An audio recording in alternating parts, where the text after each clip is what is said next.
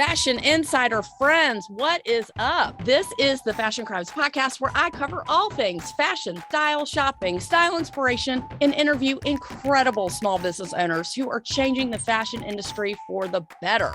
Yes, I'm the best friend you never knew you needed, and the poster child for fashion over 40, and I mean way after 40. Say it with me, fashion and style are your friends, not your enemies.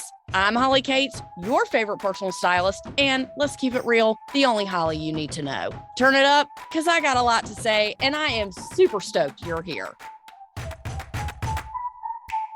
I'm so happy that you've joined me today and let me into your world. I appreciate that. It's not easy to let just anybody in, so I appreciate you taking the time to let me get into your ear today. You will not be sorry, I promise. To all the fashion besties, thank you so much for always tuning in. And if this is your first time tuning into the Fashion Crimes Podcast, damn it, welcome. Did y'all watch the eclipse? Or am I the only person in America who had zero desire to look directly into the sun? I mean, I'm just wondering. I'm so happy you've chosen your next 20 plus minutes to be with me because, let's be honest, today is such a great day. You know why? Because we have so much to be grateful for. As a matter of fact, I have a mantra on the wallpaper on my phone that says, and I quote, "I am so lucky. Everything I want comes to me with ease, and miracles happen to me daily." Don't you just love that? Feel free to steal that from me and put that bathroom mirror as I stole it from TikTok, I think. And speaking of miracles that happened to me, it's a miracle I'm standing up after this weekend. Here's the story leading up to this week's subject. Funny enough, a little thing that you don't know about me is that, or maybe you do know, is that I went to summer camp for my childhood and my teenage years. I went to an all-girls camp in Maryland, very close to Camp David, which is a 125-acre country retreat for the president located in the wooded hills of the Catoctin Mountain Park. It's very, very rural. Definitely was my home away from home for years until I graduated from high school. Now, if you're familiar with the mountainous regions of Western Maryland, then you know where it is. It is literally on top of a mountain and very far away from civilization. At least it felt that way when we were 9.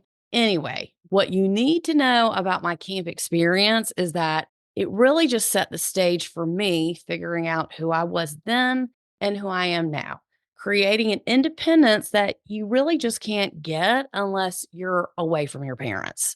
It was a sleepaway camp. Well, it still is. And you went for 2 weeks. Then you went for 4 weeks. And then the summer before your senior year in high school, you were a CIT, which stands for Counselor in Training. Now, I always just assumed that everyone went to camp who was Jewish. I mean, that's just what we did in the summer. We never stayed home. However, when I met Jonathan, I was like, "What camp did you go to?" And he was like, "What? I never went to camp." And I was like, "What the hell did you do all summer, every year of your life?" And he was like, "We went to the pool." I was like, "I don't even know what you're saying to me right now." Anyway, back to the subject. The people you meet in real life after you've sort of aged out of camp, that seems to be a part of the plot when you get to know somebody and tell them your life story. Well, at least it was for me and still is. And also, for those listening who did not partake in summer camp growing up, when I say camp, let me be very clear. I don't actually mean camping. I just want to clear that up. It's sleeping in cabins with 12 other people, 2 bathrooms, 2 sinks, and showers. It's pretty gross, but it was fabulous back then. To us, it was the shit. So even though I never lived with or saw these people during the rest of the year, it was my home away from home, my saving grace, and the only thing that kept me going to get through the school year. Needless to say, now that we're much older, I mean, a lot older, which is not okay. I can't even believe how old we are. Everyone either works there during the summer now, works remotely for the regular job and volunteers there at the same time, or their kids go there. So since the Facebook takeover, we've all come full circle and started keeping in touch, and we're much better about keeping in touch. What's even more ridiculous is that there isn't a reunion that happens every year for anyone who ever went to camp from the 1950s to first timers that came just for the first time last year. It's a great way for you to meet other people who share the same experience and the same love for camp that you do. But as of late, like last weekend, we have taken the reunion off property and we're starting a new tradition where we're doing it at people's homes, and it's just for our age group. This was our first year officially taking it out of camp into someone's house, and we got to go to the beautiful Shenandoah Valley in Rockingham, Virginia, which is where our bestie Sandy lives. Shout out to Sandy, who housed, fed, and took care of us. Full disclaimer, when we were planning this, she texted me. She was like, Holly, you're not going anywhere near my closet. And I was like, OMG, I totally take offense to that. I would never. And then I was like, yeah, I would. So don't blame me for saying that. Anyway, so not mad at her. But I did happen to just glance in for a while when I just happened to be in her room inconspicuously. And I looked in and I just gave her my opinion that she did not ask for on some storage issues that she was having. She had her shoes on the floor, and I was telling her that this was nothing a shoe rack could not fix. She also had too many clothes, saying, I know, I need to get rid of half this stuff. Here's what I told her. Again, advice she didn't ask for.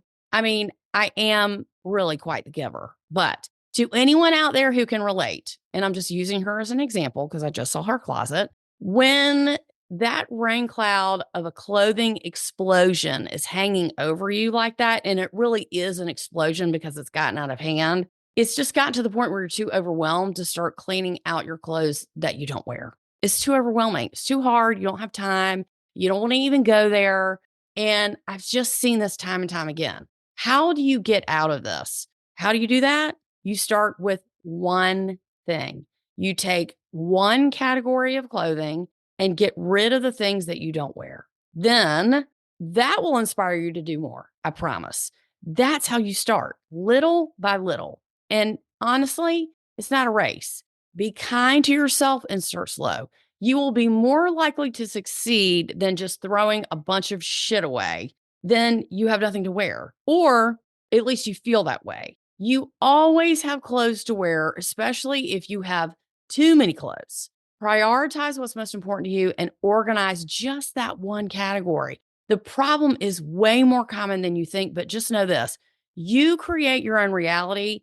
And if that's the kind of closet you have, you will get dressed in chaos every single day. If you don't want to get dressed in chaos, then you won't, because you're going to keep your things organized and updated so you don't have this problem. But I wanted to share this issue with you because I know if you don't have this issue, you probably know somebody who does. You can always ask me questions on how to get started. It's a lot easier said than done, but you know what? You can do it.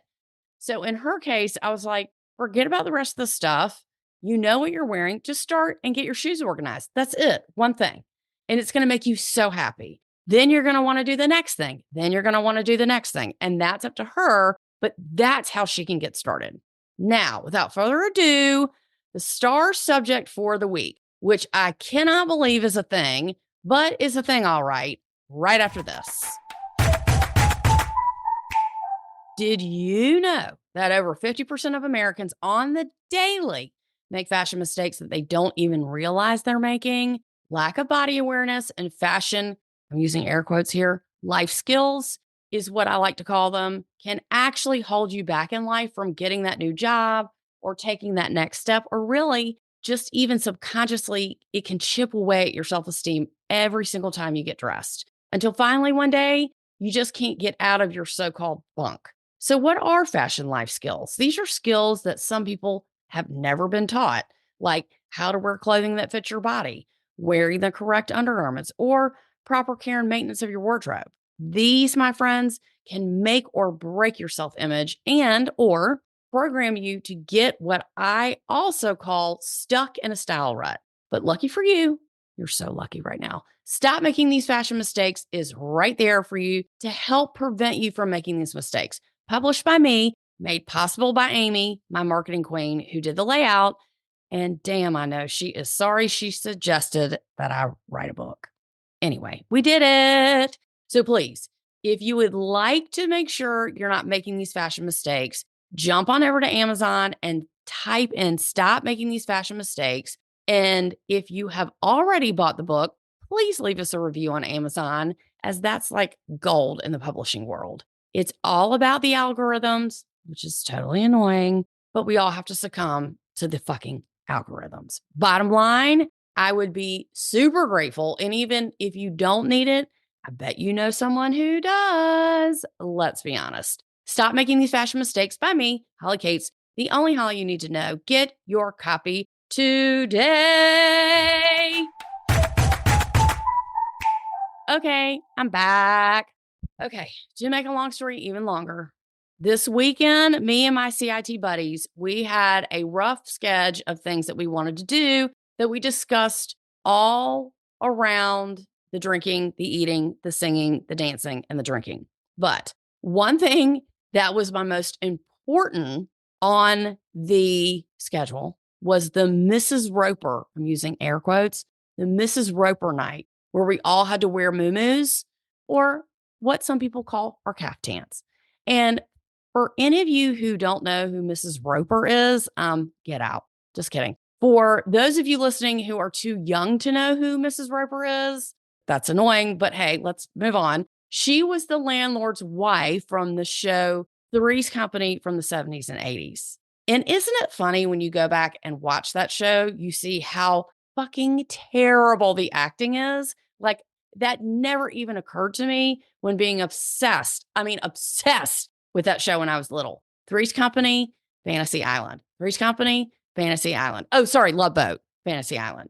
So the reason that this was important, that we have this Mrs. Roper night, we actually have a caftan expert in our group who enforced this activity. She lives for and loves all things caftan and said it was a non-negotiable. And let's be honest, she's like, why would you fight to wear pants when you can just wear a caftan? I mean, she's not wrong. And I do have to say, it wasn't something I thought I would ever consider in my wardrobe, but I learned more about them as I saw the different styles that we all wore. Also, I couldn't believe how fun it was until we broke out the karaoke machine. Anyway, in my muumuu/caftan research, I saw the Instagram post of Isabella Rossellini in her Pucci caftan. And I said, OMG, like, this is really a thing and a style that I wanted to discuss, as it wasn't on my radar until now. Okay. So Isabella Rossellini was on the cover of Italian Vogue 34 years ago when Emilio Pucci created this print. She was on the cover and wearing it in her spread in the magazine. So lucky for you, this is going to be on the Pinterest board that I created for you this week, in addition to other caftans and examples for you to see if this is something that you want to try. Your Pinterest board, yay! I'm looking at this caftan she's wearing and I'm like, this is one of the most gorgeous things I've ever seen.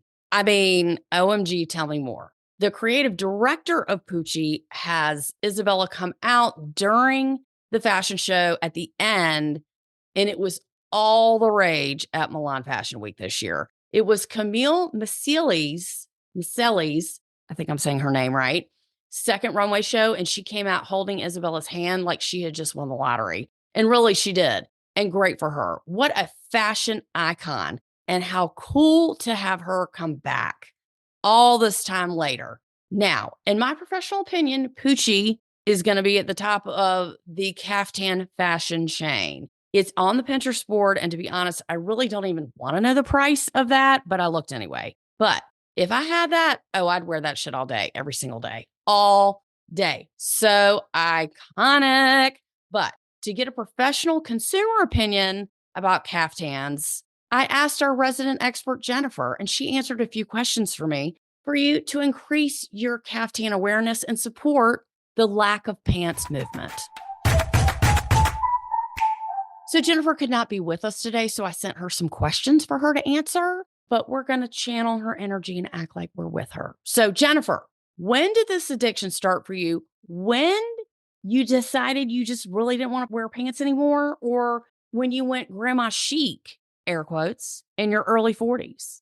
Jennifer responds, as far as I can remember, Mrs. Roper, played by Audra Lindley of Three's Company and the later spinoff, The Ropers, got schooled on that one. I didn't know there was The Ropers after Three's Company. She was a fashion icon to me. Sitcoms of the 70s and early 80s left a big impression on my sense of style. High on this list also is Rhoda, played by Valerie Harper. These women were gorgeous, hilarious, so glamorous, and most of all, comfortable. Structured clothing has always made me feel uncomfortable for multiple reasons, which I won't bore you with, but hard pants hurt me. But a flowy caftan or muumuu with a stunning print, that makes me feel like a fucking queen. I used to play dress up with my grandmother's fabulous nightgowns and Poochie caftans, and I always thought I would completely transition to the style one day. Well, Holly, that day has come.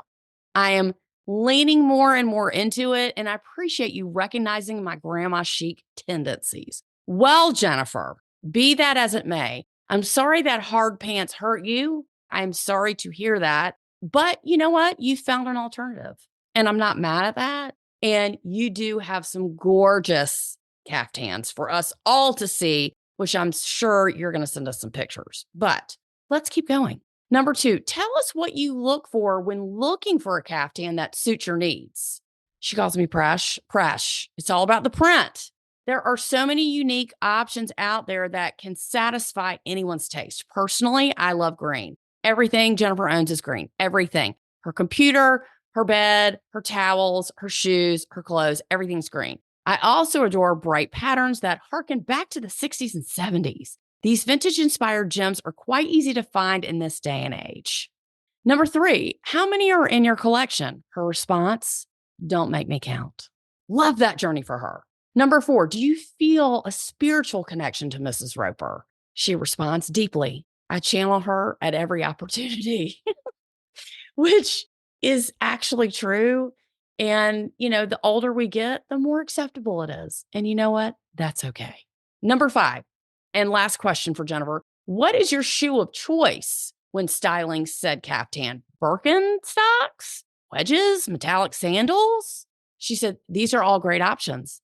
I am partial to a platform as I'm 5 foot no inches, and most of my caftans are floor length. I'm also obsessed with clogs. She wanted me to talk about her clog collection here, but I'm just going to shorten it a little bit.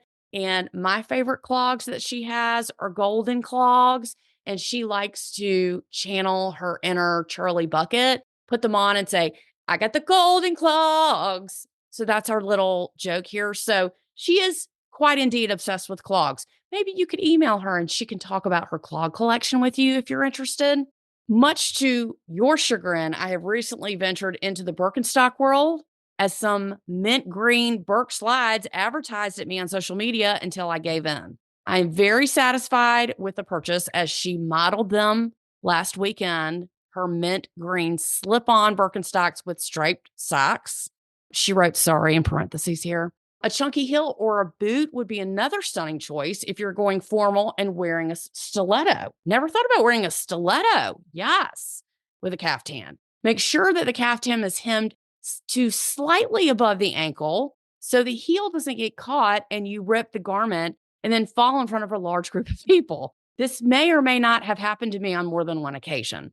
The best thing about a caftan is that you can really wear anything underneath, shoes included, that aren't visible and still appear so stylish while remaining so calm. Note, don't forget to accessorize with lots of chunky beaded necklaces and bangles. She then concludes the interview by saying, thank you for the opportunity to discuss my favorite clothing item on my favorite fashion podcast with my favorite fashion expert stylist. It is an honor to have my wardrobe recognized by you.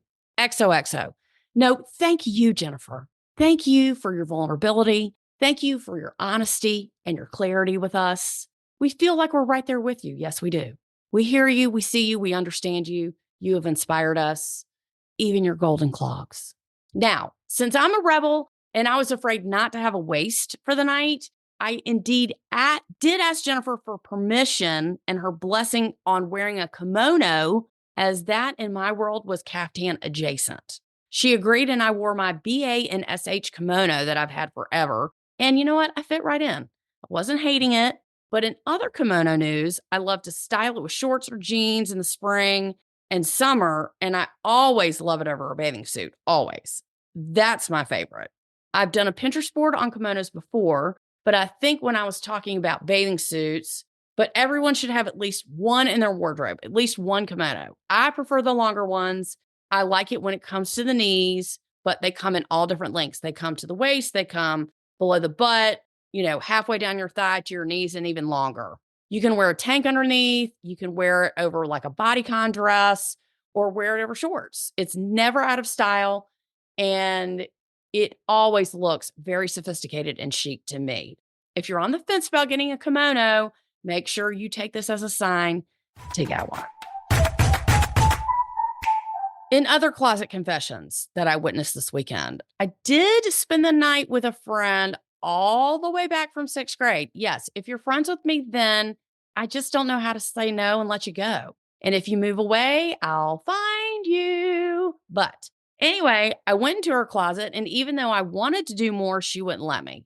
However, the two problems that stuck out to me that I wanted to share with you the most, and I've yelled at y'all for this before, is the shoe boxes. I just want to know why. Why? Tell me why. Shoe boxes take up more room in your closet than you think. You cannot see what you have. Therefore, it's just easier, air quotes, not to take them out of the box. She didn't have too many shoe boxes, but she had enough to annoy me. So we got rid of those shoe boxes. And then yesterday, you know what she told me?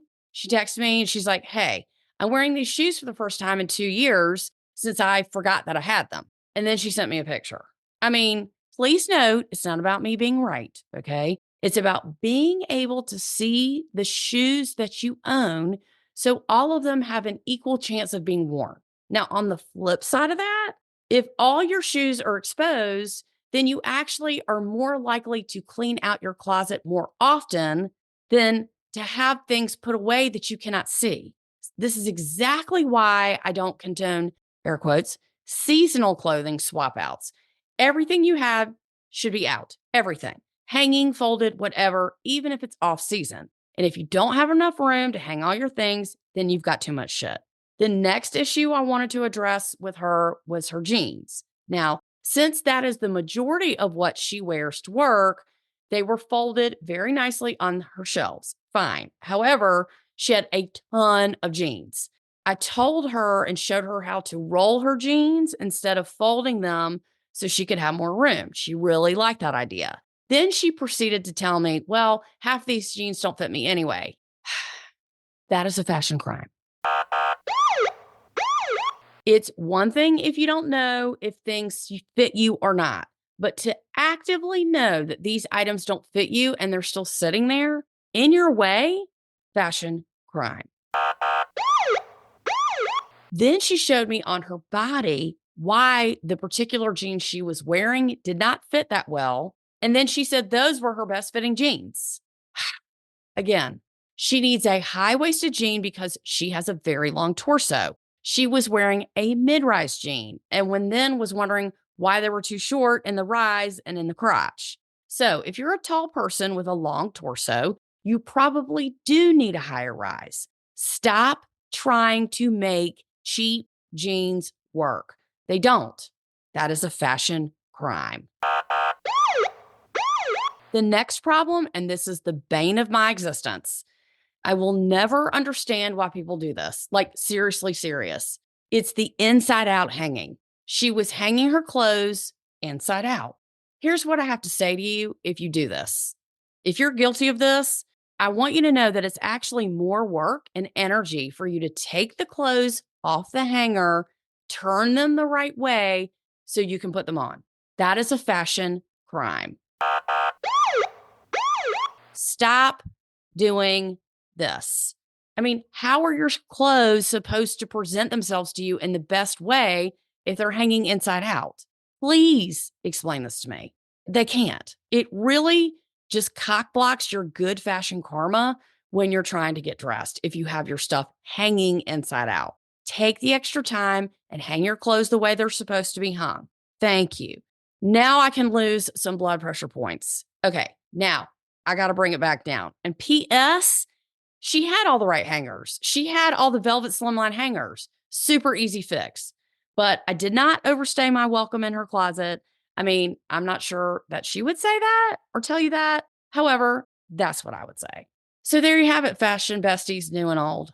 Signing off for now. But don't worry, I'll be back next week with even more fashion inspiration and style education for you all. Until then, get a caftan, go on the Pinterest board, look at kimonos, look at your closet, see if you can relate. If you have any of these fashion issues, do you have your shoes all over the floor? Do you need a shoe rack? Do you need to roll your jeans? Do you need to try on all your jeans to make sure they all fit? Are your clothes hanging inside out? If they are, don't tell me. Just fix it. Okay? Just fix it. That's how grown adults hang their clothes, the right way on the hanger, even facing the same way. Okay? That's how a cohesive wardrobe looks. Everything's hanging like is with like. Now, it doesn't have to be color coordinated. Some people like that. I don't practice that. But if that's what you like, great. But make sure everything is hanging the right way and facing the same way. That's all I ask. Okay? Until then, I'm Holly Katz, the only Holly you need to know, and the hostess with the mostest. Now, I'm going to be now shopping for a caftan that will be acceptable to be fabulous in on my next vacation. Please stay tuned for that. Please download and subscribe and send this to someone who might have an appreciation for caftans or kimonos. Thank you so much to Jennifer for her caftan/muumuu expertise. We appreciate her time and her thoughtful answers. I love the Mrs. Roper night. We had a blast. Stay tuned for the pictures that I'm allowed to share. Send me some pictures of what your favorites are. And thank you so much for listening. I love you. Have a fabulous, fabulous, fashionable week. If you have any subjects you would like to hear about, don't hesitate to reach out to me on Instagram. Drop me a line. Tell me what you want to hear. And then I will give you a shout out on the next podcast. Don't know how your day can get any better. Y'all, see you next week. Talk to you later. Bye.